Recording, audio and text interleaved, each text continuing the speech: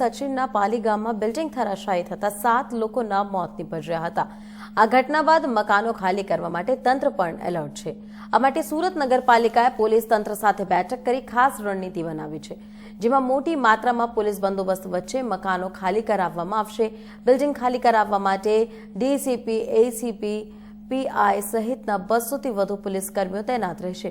ખાસ અલગ અલગ ટીમો પણ બનાવવામાં આવી છે। આગામી 15 જુલાઈને સોમવારે એક સાથે 10,000થી વધુ લોકો બેઘર થવા જઈ રહ્યા છે, કેમ કે સચિન પાલી ગામમાં બિલ્ડિંગ ધરાશાયી થયા બાદ હવે તંત્રે જર્જરિત ઇમારતોને નોટિસ આપવા અને તેમને તાત્કાલિક ખાલી કરવા માટેની કાર્યવાહી હાથ ધરી છે। આ કાર્યવાહી હેઠળ સચિન સ્લમ બોર્ડમાં મનપાએ આગામી 48 કલાકમાં એક સાથે 2,666 મકાન ખાલી કરવા માટે લોકોને જણાવ્યું છે।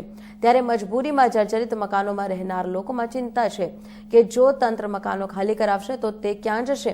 પોતાની વ્યથા ઠલાવતા રહીશોએ જણાવ્યું હતું કે કોઈ પણ વ્યવસ્થા તંત્ર દ્વારા કરવામાં આવી નથી। અમને ધમકી આપવામાં આવી છે કે ફોર્સ સાથે આવીને બળજબરીપૂર્વક મકાનો ખાલી કરાવવામાં આવશે।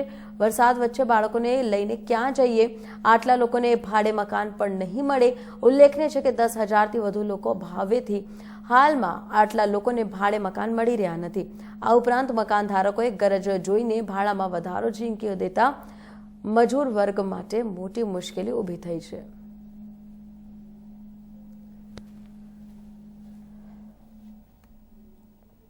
સુરતના સચિન વિસ્તારમાં 6 જુલાઈએ એક બિલ્ડિંગ પાલી વિસ્તારમાં ધરાશાયી થઈ હતી, જેમાં 7 લોકોના મૃત્યુ થયા હતા અને એક મહિલાને જીવિત કાઢવામાં આવી છે।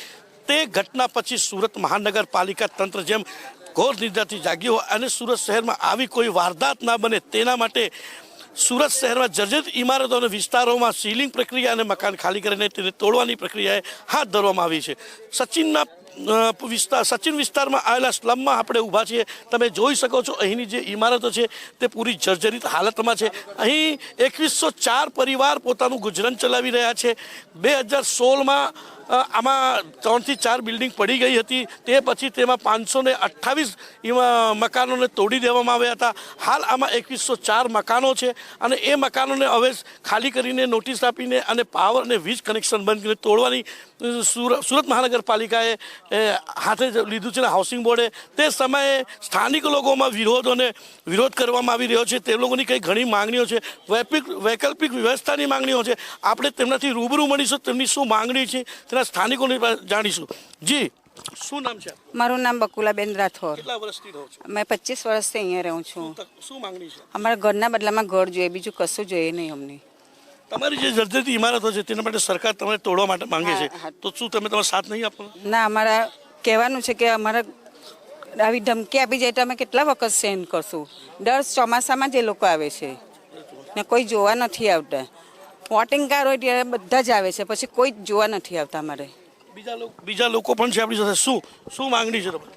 અમારી એક જ માંગણી છે સાહેબ કે અમને ઘર આપો। અમે ખાલી કરવા તૈયાર છે।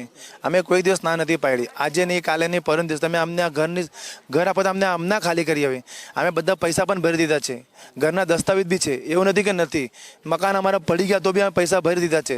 અને સરકારને અમે એક જ કહે કે અમને ઘર આપી દો ને, ઘર નહીં આપો તો પછી ભાડું ચૂકવવામાં આપો, કંઈ ના કંઈ વ્યવસ્થા અમારી કરો તમે। અમે ખાલી કરવા તૈયાર, અમે એગ્રી છે, કોઈ એમ નથી કીધું કે અમે ખાલી નહીં કરવાના। આમાં એવું નથી કે સલામતના બધા મકાન પડવા જેવા નહીં, બધા અમુક લોકો સારા મકાન બી છે, અમુક જર્જરી બી છે। અમે રિપેરિંગ જાતે કરી લઈએ, ભલે તમે ખાલી અમને વ્યવસ્થા આપો। તમે અમે આમ આવીને કહો, પોલીસવાળાને લઈને આવીને કહો કે તમને ખાલી કરવામાં આવશે, અને આર્મીના લોકોને લાવીને કહેશો તો નાના નાના છોકરાઓ છે ગભરાઈ જાય। અને અમારા છોકરાની સ્કૂલ અહીંયા છે, અમારા કામ ધંધા અહીંયા છે, તો અમે ક્યાં જવાના? આ બોબડા મકાનો અમુક ખાલી છે, અને જે મકાન રિપેરિંગ કરવા જાવ તમે રિપેરિંગ કરીને એ બી રહેવા માંગે છે। અમે ખાલી કરવા એમ નથી કે ખાલી નહીં કરીએ, અમે બધું રેડી છે। સરકાર અમારા બાબત વિચાર કરીએ છીએ કે કોઈ દબાઈને મરી નહીં જાય। અમને ખબર છે સરકાર અમારા બારામાં વિચાર કરે છે, પણ કઈ વ્યવસ્થા અમારી કરો તો ખરી। અમે ના કોઈ દિવસ કોઈ માણસ નથી કહેતા કે અમે નહીં ખાલી કરી, અમે રેડી છે। અમારા છોકરાની સ્કૂલ અહીંયા છે, અમારા માણસો અમે અમારા કંપની અહીંયા છે, જોબ અહીંયા કરે છે। પછી અમે તમે અમને કહેશે કે તમે ભાડાના મકાનમાં જાઓ। અને બધા મિડલ ક્લાસ પણ નથી, બધા લોકલ લોકો છે, કોઈ મિડલ ક્લાસ નથી। કોઈ કાકા દિનમાં જાય, કોઈ વાયરમેન છે, કોઈ કલરવાળો છે, કોઈ રિક્ષાવાળો છે, બધા લોકલ જ છે। ક્યાં જવાના પછી અમે? જી, શું માંગણી છે આપની? બસ ઘરના બદલે ઘર આપે એટલી મહેરબાની છે અમારી ઉપર, સરકાર પાસે। તમે જોઈ શકો છો અહીંના સ્થાનિકો ખૂબ જ સરકાર અને પ્રશાસનના વિરોધ કરી રહ્યા છે એ સરકારનો સહકાર આપવા તૈયાર છે, પણ જો એમને કોઈ વૈકલ્પિક વ્યવસ્થા પ્રશાસન દ્વારા કરી આપવામાં તેવી માંગણી સાથે હજુ સરકાર સામે